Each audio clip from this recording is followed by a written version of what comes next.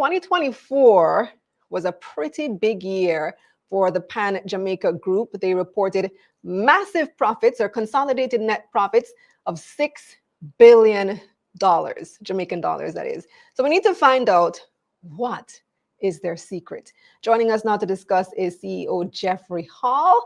Welcome to Taking Stock, Jeffrey. Thank you, Kalila, and thanks for having me, and hello to all your viewers and guests. I can't believe this is our first time having you on this program. I feel like it's long overdue. Well, this is the moment. It is in the moment. So just introduce yourself, tell our audience a bit about you personally, like how you got started in business. You know, one of the things I think of myself as a relatively young person, although I think that's no longer true, because I took a look at there are about 106 companies on the Jamaica Stock Exchange. You probably know the number better than me, Kalila. And I said to myself, of those 106 companies, which of them have a CEO that's currently in place that was the CEO when I became the CEO of Jamaica Producers, which I still lead as managing director. And there's only one company that had one company other than me that had a CEO in place for longer. So it's hard for me to look back, but I will. Which company is that? I think Keith Duncan has done it longer than me. Okay. So that's JMB. So I started life as a lawyer, as a banking and securities lawyer.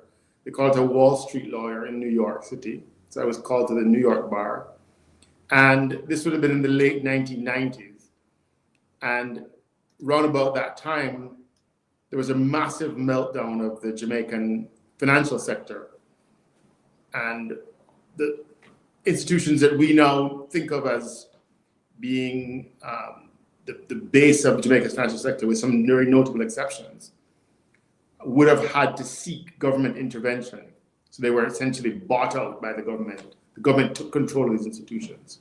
It's about 27 years ago. And I thought that this would have been a very interesting petri dish to examine, to understand the business community in Jamaica. So I took a year off from my law firm in New York, came home and never left. Started out working for the government for FinSAC, doing these deals. My boss was Patrick Hilton, who ended up going to NCB and would have probably been the third or the first longest serving had he been still in that particular role. And then went from there to doing investing with a group of friends in a private equity setting. And then roundabout 23 years ago, joined Jamaica Producers Group, which at the time would have been primarily banana business, banana and fruit processing, fruit selling business, banana farming here in Jamaica, and fruit selling in the UK. And that business, for various reasons, Kalila, became structurally uncompetitive. So the trade rules that protected it ended, the hurricanes, Ivan, Dean, Dennis, Emily, Gustav hit, and the farming business became challenged. Mm-hmm. And so what we decided to do was to look at the things that we did reasonably well at Jamaica Producers, or that we had knowledge of, which in that time would have been something to do with food and something to do with logistics. And so with the money that we had left, we set about acquiring businesses in those two strategic segments. And one thing led to another. We got some luck and had some success and chose some good opportunities. And at the start of this era, we were losing money and would have been a very challenged business. But we got the results we sought and did well. And then most recently in 2022, reached a deal to bring together our two business segments, which would have been logistics and food, with the two business segments that we now think of as having come from Pan Jamaica, which would have been their financial services exposure and their property. Real estate. Yeah. Right. I So, remember thinking when I heard of this merger, and I know that there have been synergies between the two companies even before the merger, but I do remember thinking, okay, PanJam, real estate finance, uh, Jamaica producers, food, manufacturing. What do these two have in common that would cause them to do a full-fledged merger? well, it's a good question. So we came together, we got to know each other because, as I mentioned before, we were doing deals, we were buying businesses. And one of the businesses we came across was the coffee business, Mavis Bank Coffee Factory. And the government was divesting this asset. It was loss making. The government, again, had stepped into that asset because it sought to secure the interests of the farmers in the Blue Mountains. But it was loss making. The government wanted to get it off its balance sheet and hopefully see it succeed. And so we were putting in a bid, and Pan Jamaica, then called PanJam Investments, was putting in a bid. We think of ourselves unambiguously as operators, ourselves then being Jamaica producers. Pan Jamaica at the time had begun to see itself as an investor or an investment partner. And so the idea was to come together rather than bidding against each other. We did that, and we had a really good success story. We bought it for about 900,000 US dollars, so 450,000 each. Turned it around pretty quickly with the support of a great management team. Took out about $4 million of dividends over 4 years, and then sold it to another enterprise for $15 million. So we had a good story. We knew each other, we trusted each other, and we said, let's bring it together. I would say that the team that is running Pan Jamaica has an understanding of all 4 segments. We have a tremendous, long-standing expertise in PanJam, in property, and PanJam also had a long-standing exposure to financial services. But I mentioned to you earlier on, Kalita, that I started life as a Wall Street lawyer, and then was at FinSAC and was on the board for several years of the Bank of Jamaica, and was on the board of the stock exchange, and had some exposure to Scotia as a director and as chairman. And so I felt that I could bring value and was relatively comfortable in the financial services space as well. So we felt we had the team to have an impact on all 4 segments. And I can tell you why those 4 segments are important to us. But Sure. the baseline view is that we felt comfortable in this space. But how does it work from a logistical standpoint? Because you still operate as 2 different companies on the Jamaica Stock Exchange. So for trading purposes, you still have PanJam, you still have JP. So here's how it works. Pan Jamaica Group, which is what it's now called, so the word investments has been removed, and we call it Pan Jamaica Group, really signifying that we see ourselves as active, we see ourselves as experts in the space in which we're operating, which are these 4 segments. And I'll say them again: specialty food, global services, which you can think of and your listeners could think of as logistics, so you can talk about what that means. Property and infrastructure, so the built environment in the city, and our exposure to Sagicor, which we call financial services. And so Pan Jamaica Group holds those interests directly. And Pan Jamaica Group has the management team, myself, Philip Armstrong, Alan Buckland, etc., at the level of the corporate office. That's our COO and our CFO. So that active presence is in the Pan Jamaica Group level. But the largest shareholder of the Pan Jamaica Group is the Jamaica Producers Group. So JP is the largest shareholder of PanJam. Is that clear? All right. But why operate as 2 different entities anyway? Because just trying to understand, if you're merging, if you're creating one entity, why still trade as 2 different entities? So Pan Jamaica is this entity that now offers shareholders a more diverse set of risks, and a set of risks that we think are really very interesting. It's what I would call, at one level, and we can talk in more detail about it, an audacious bet on Jamaica. So if Jamaica does well, Jamaica does exceptionally well. And it's also a bet on a set of activities that Jamaicans can do well and can offer globally. And we can share what those things are. Jamaica Producers Group is a special animal. I don't know if you know the history, Kalila, but it started out in 1929, so it's almost 100 years old. And it started out with a very specific mandate. And its mandate was to act as a growers cooperative to handle the exports of bananas globally. And so it has a fairly unique shareholder structure that still exists to this day. But importantly, JP is different from PanJam in that JP still holds a very significant block of land, making it the largest private landowner in the parish of St. Mary. And that piece of land and that set of assets in St. Mary are what JP considers its birthright. That's proprietary to JP, and that's something that JP shareholders have asked to retain control of and exposure to directly. And if you ever come to a Jamaica Producers annual general meeting, you will hear the voices of those shareholders speaking about that category of business. So that still exists within JP, that land. And that land has existed in JP for a very long period of time, and it has a vision for developing it. And it also has some treasury assets. So JP is different from PanJam in that respect. Oh, okay. Now you can decide which one you want to own.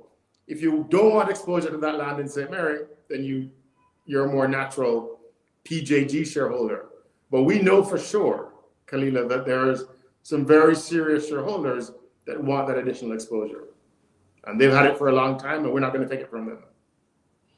So let's talk about the numbers, which is what brings us here this evening, which is pretty exciting news. So for 2024, let me take a look and get it right.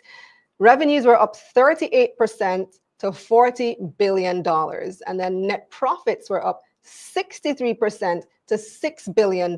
So it's been more than a year now since the merger. We're in 2025 now, merger was 2023.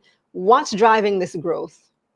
Well, good question, Clea. So part of the story is the amalgamation itself, just mathematically, because the amalgamation took place at the end of the first quarter of 2023. So there were 9 months of 2024 that are like for like, but 3 months would have been pre-amalgamation.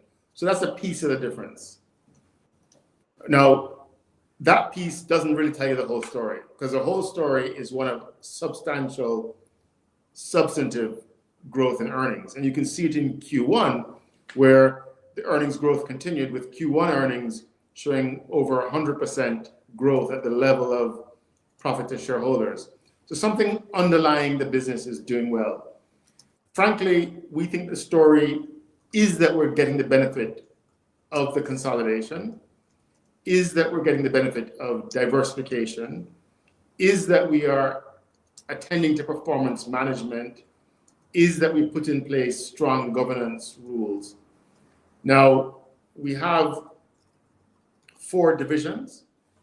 The shift from 23 to 24 saw 3 of the 4 divisions showing a materially better result. So we got some significant growth in our European juice business. We saw the snack business perform better. In 24, we actually experienced Hurricane Beryl, which affected and destroyed the banana farm. Yeah. We concentrated and came back hard and fast. And in fact, that business is back up and running and profitable in Q1. So the food business did well. The logistics business, that business is quite interesting, Kalila. We are active at every point along the value chain in the logistics business. So if something's coming into the Caribbean, into Jamaica, or Barbados, or St. Lucia, or St. Vincent, Dominica, we have warehouses in London, warehouses in Miami that receive cargo. So that's called the freight consolidation business. We have the freight forwarding business, which is like a travel agency for cargo. So if you want to book a container going anywhere, you can talk to us. We have a shipping line, so actually 5 vessels that we charter that carry volumes from Europe down to the Eastern Caribbean, down to Colombia, and take fresh fruit from Colombia and the Dominican Republic back up to Europe. That business did exceptionally well. strong. Is that exclusively for JP's products, or you ship Not for at other all. companies? It doesn't ship anything from JP. Oh, It's just a business. It's just a business. So it's a business that brings vehicles, it brings consumer goods, it brings stuff for the cruise lines in the Eastern Caribbean. It doesn't even call Jamaica directly. We can supply Jamaica by transshipment or feeder services. But it goes from Flushing in the Netherlands to Portsmouth in England, on down to the Eastern Caribbean, St. Vincent, Dominica, Antigua, St. Lucia, Barbados, etc., down to Colombia, gets fresh fruit, bananas, pineapples, avocados, melons, back up to Dominican Republic, and then off to Europe again. That business had a really strong year. Kingston Wharves, so we're moving from a shipping line to what happens when the cargo arrives in the Caribbean. Kingston Wharves, leading multi-purpose terminal. It's handling the cars that come into Jamaica. It's handling the grain, the salt, the caustic, the lumber, the steel, consumer goods, motor vehicles. 95% of the cars you see on the road in Jamaica come through us. And that business had a very strong year on the transshipment side. I would say in Jamaica, the economy led to a relatively flat year in terms of Jamaican volumes, but it overproduced in volumes on the transshipment side. So that did very well.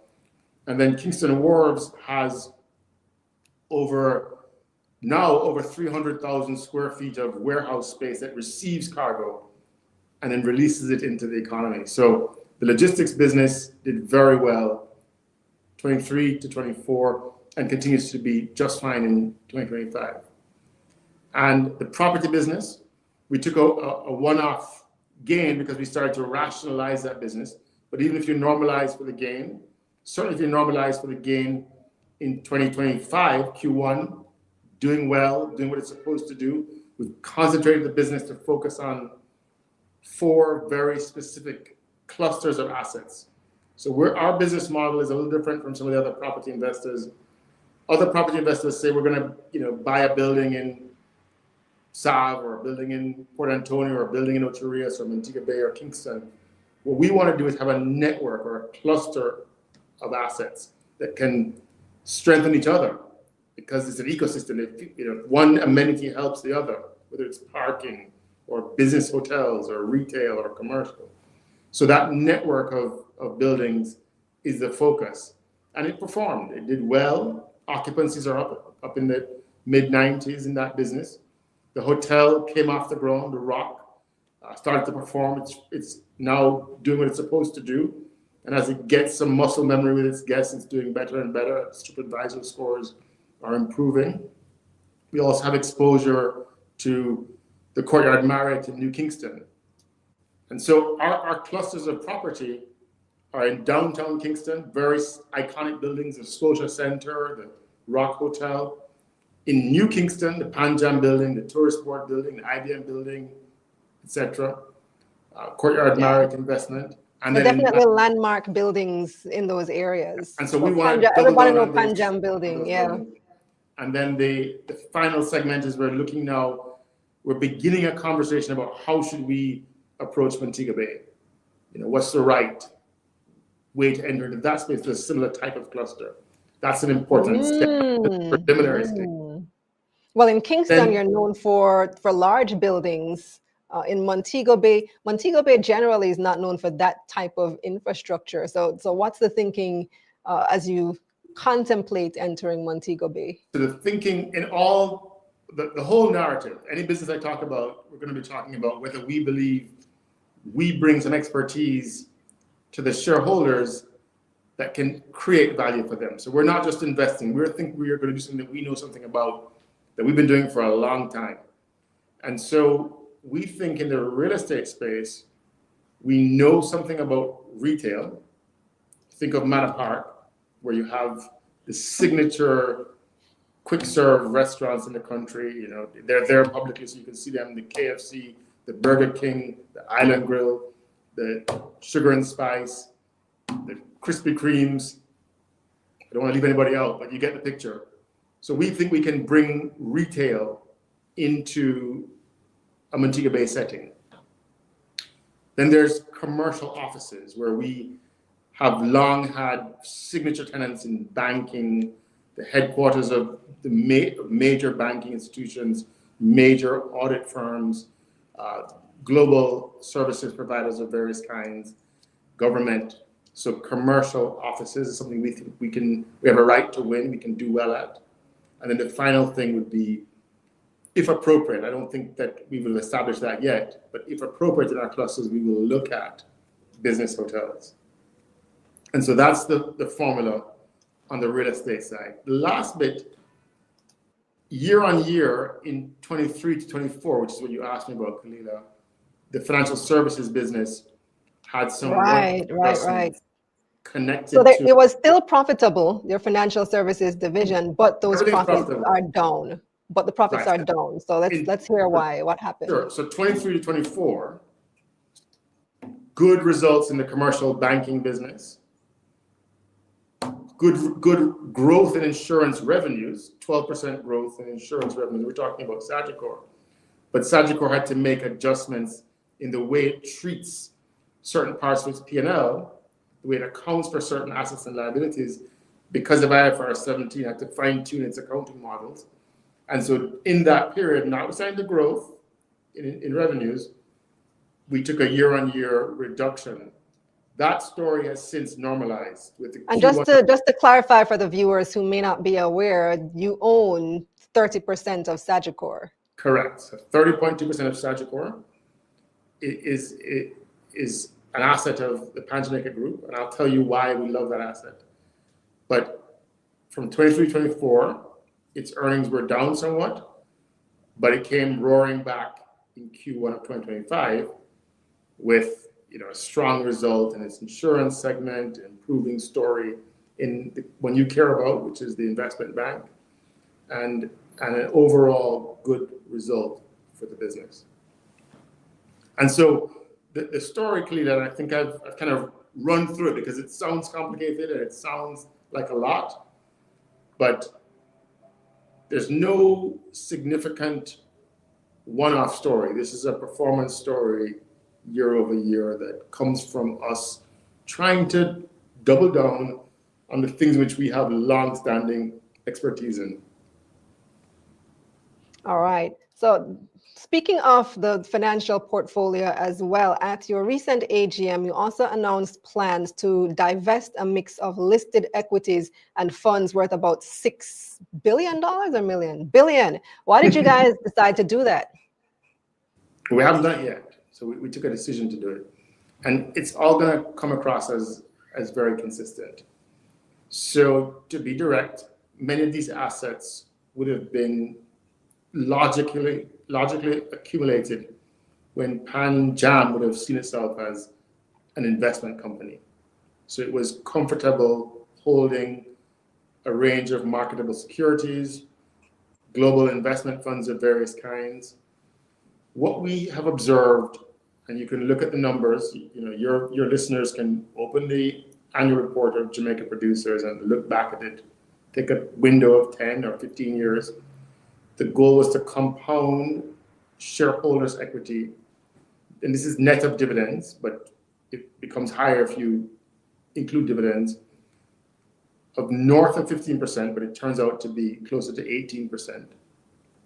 And we did it by targeting active investments in things we understand that give the promise of delivering high double-digit return to shareholders based on an acquisition return narrative. And so our goal is to harvest the relatively passive cash portfolios and redeploy those things in a track record that we think we have collectively in acquisitions in the 4 areas that we just discussed. And that's our vision. Now, the view is that these passive investments can be very valuable and can perform well. But we honestly are of the view that there may be other people, most notably Sagicor Investments, but there are others, who are in the business of managing money passively. They may not be experts in managing a banana farm or a port or a shipping line, And so we believe that that portfolio and that activity is one in which we should divest it and redeploy the proceeds in deals that we think we bring some secret sauce, something that your listeners can't do for themselves. So we've identified the assets that are not within our core segments, our core expertise segments, which we've described to you. We're being very transparent about it, or for which we do not control the timing of the cash flows, meaning that we're not in control of the dividend flows or the capex decisions. We're not necessarily at the boardroom table participating in those decisions. And if any investment that falls into that bucket, we will, in a very deliberate way, exit it. Now, we're not in a hurry. There's no burning deck. There's no fire alarm. This is a company that ended the year with north of 17.5 billion of cash and cash equivalents. So we're going to have the dry powder to continue to double down on the investments that we see as our focus areas. Okay. So what is the long-term plan or the long-term vision for these two companies that are now one, that are now two, that are still two? What is the long-term? That bothers you, Kalila. Why is it bothering you? Let me help you to. I don't know. I like things simple, right? So, but what's the long-term plan for PanJam and JP? For those who like it simple, yourself included, and I think you speak for quite a few investors who are interested in your views. Pan Jamaica Investments, or Pan Jamaica Group now, is a holding company that has 4 important business lines. And if you believe in those important business lines, then this is a place for you to put your money, and you believe in the credibility of the plan. If you also happen to like exposure to a land development opportunity in St. Mary, together those assets, then you can take the money, same money, and put it in Jamaica Producer. Naturally, Kalila, some people will note there may be some arbitrage opportunities between the two from time to time, but that's a nuance. At the headline level, they're the same thing, except that one of them is also pursuing some land development in St. Mary. Now, you have kind of 2 big bets, okay, Kalila and listeners. If you are taking a long view on the future of Jamaica, and it's not a long view that is delegated to somebody else, but you want to be not just observing it, but you want to participate in it. In fact, maybe even shape it. That's who you think you are. Then you're going to have a 30% interest. So you're going to have Jamaican capital, people who have capital outside of financial services, but also real money on the ground in Jamaica, ports, buildings, being at the boardroom table in the governance of a leading financial conglomerate. So if you believe that you want to be a part of the Jamaica's future, and you're talking about the largest pension fund manager in Jamaica, so we're managing people's pension savings, largest life insurance in Jamaica, largest asset management from the standpoint of unit trusts and investment funds, leading commercial bank, general insurance, Cambio, capital markets player. So this is a leading financial conglomerate. So we believe that we have a duty to our shareholders and to Jamaica to participate in the governance of that institution and see its full potential for Jamaica. And we can give you examples of what that means to us. Property infrastructure. We want signature, iconic, well-developed, well-invested properties in this country that are significant assets. But we're also partnering with people to do infrastructure projects. So just this year, we closed on a $100 million US deal to bring 15 million gallons per day of water into Kingston, St. Andrews, St. Catherine, a bit of Clarendon, which will fundamentally change the water availability landscape in the country. That's what we want to do. We want to do more of that with partners. And our partner in this case, most directly, is Epley. But the same Sagicor led the financing of that deal. So there's a property bit. Then an infrastructure. Then you're talking about logistics. Here we are trying to assess our position vis-a-vis the US, trying to make sure that trade serves us and that trade costs are low and that our geographic position serves us and serves the whole region. So, you can't just pull up a car ship, onto the beach. I mean, these are massive machines that carry 2,000 cars. So this is well invested capital that allows us to participate in that business, and that serves Jamaica. Jamaica has itself identified logistics as a very important base for the growth of the country. And then, of course, there's the food business. And in both the logistics business and the food business, yes, Jamaica is important. Yes, we're the largest private employer in St. Mary in agriculture. So we're growing bananas, we're growing pineapples. The bananas that you see are quite likely to be grown by us. But we're also doing both logistics and food internationally. So you get that international exposure as well, but it's in businesses that we understand because of our history in Jamaica. So that's kind of our story, Kalila, and we're sticking to it. Okay, let me take a few questions from the viewers before I let you go, Jeffrey. So first we have Troyan. Troyan wants to know, can we see a higher dividend yield coming from PanJam now that the company is doing exceptionally well? I mean, look, the board reviews dividends. So PanJam does a quarterly dividend, Troyan and Kalila, and we'll continue to do that.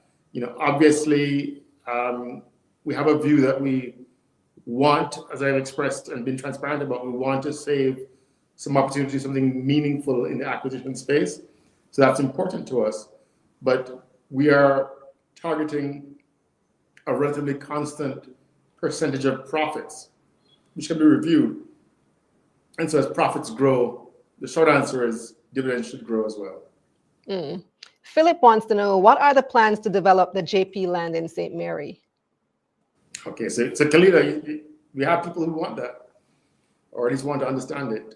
And so we basically have identified 3 prospects, which are in addition to farming. So farming is obviously at its core. So it's talking 3,500 acres. So farming will be material to that. And so we will lease the land for farming to Pan Jamaica for as long as it wishes to do that. Then now we've identified that this banana farm, lo and behold, also has beachfront property. So what we want to do is to create some low density subdivisions that are eco-friendly and relatively premium for development. Meaning we'll make the lots available for sale, but there'll be fairly prescriptive rules about how they can be developed and what aesthetics are expected. So that's 1. 2 is we want to play a role in creating some decongestion for Anata Bay and creating some commercial space that can present an alternative. You'll notice a number of so-called market towns in Jamaica are allowing for development outside of those towns on the North Coast.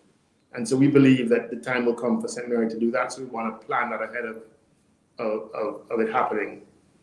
And then the third thing is we want to participate in some kind of resource-based project. We're currently doing aggregates, but certainly we'll be available for alternative energy, for solar, something like that. Those are the big buckets in which we see ourselves getting exposure in a very steady way. This is a long-term asset, Kalila, and we treat it pretty sensitively. As I said, it's a meaningful asset to the community, and so we take it seriously. But the things you can hold us accountable for will be to cause that premium subdivision to exist, to cause some kind of resource-based activity to exist, and to cause a commercial center that supports the market activities of St. Mary and Anata Bay. Well, thank you so much for joining us, Jeffrey. I appreciate you coming on and explaining what's going on with PanJam and Jamaica producers, and I wish you much success in the future.